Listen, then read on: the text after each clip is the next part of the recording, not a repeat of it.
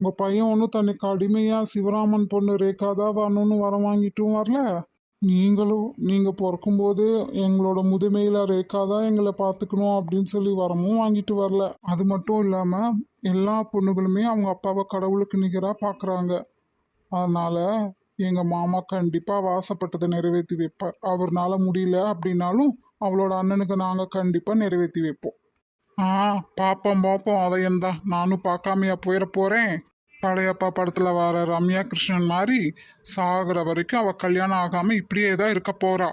நீங்க என்ன கடவுளா? நீங்க நினைச்சதெல்லாம் மட்டும்தான் நடக்குமா? நடக்குதான் போகுது, வேணா பார்த்துக்கிட்டே இருங்க. காலாகாலத்துல கல்யாணம் பண்ணி வைக்காம இப்பவே எத்தனையோ பேத்துக்கு குழந்தை இல்லை. அதே மாதிரிதான் உங்க ரேகாவும் சிவாவுக்காக வெயிட் பண்றேன்னு சொல்லி உட்காந்துக்கிட்டே இருக்க வேண்டியதுதான்.